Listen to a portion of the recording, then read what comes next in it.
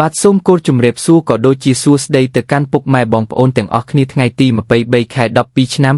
2025នេះលោកគ្រូបានវិលត្រឡប់មកជួបជាមួយបងប្អូនសាជាថ្មីម្ដងទៀតហើយសម្រាប់ថ្ងៃនេះដែលលោកគ្រូមានតម្រុយលេខល្អៗយកមកចែកជូនបងប្អូនយើងលេងកំសាន្តទៀតហើយតែមុននឹងចូលទៅកាន់តម្រុយលោកគ្រូក៏សូមឲ្យពុកម៉ែបងប្អូនជួយចុចជាវនិងចុចមេដែរឲ្យលោកគ្រូម្នាក់មួយផងដើម្បីជាកម្លាំងចិត្តឲ្យលោកគ្រូបន្តធ្វើតម្រុយបែបនេះចែកជូនបងប្អូនលេងកំសាន្តជាបន្តតោះបងប្អូនកុំឲ្យខាតពេលវេលាយូរយើងចូលទៅកាន់តម្រុយទាំងអស់គ្នាត